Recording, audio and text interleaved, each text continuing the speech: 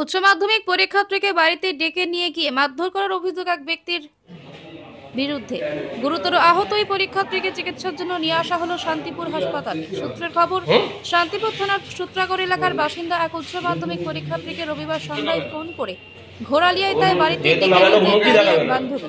অভিযোগ, বাড়িতে গেলে বান্ধবীর বাবা লোহার রড দিয়ে ওই ছাত্রকে মারধর করে। অভিযোগ, ঘটনায় মাথা ফেটে আহত হন ওই উচ্চ মাধ্যমিক পরীক্ষার্থী।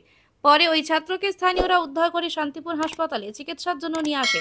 আক্রান্ত ছাত্রের অভিযোগ, পুলিশকে অভিযোগ জানালে তাকে আবারও মারধর করার হুমকি দিয়েছে ওই ব্যক্তি।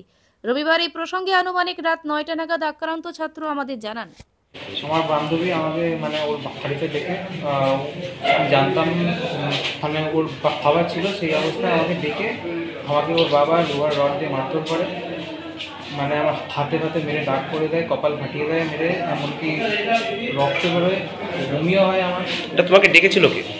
ডেকেছিল আমার বান্ধবী, আমাকে ডেকেছিল। তুমি ওদের বাড়িতে গিয়েছিলে? হ্যাঁ। আর এই তোমাকে মারধর করলোটা কি? এটা মারধর করলো আমার বান্ধবীর বাবা। তো উনি বলছেন নাকি ওনার নামে যদি থানায় করা হয় তো উনি আমার নামে রিপোর্ট করবেন।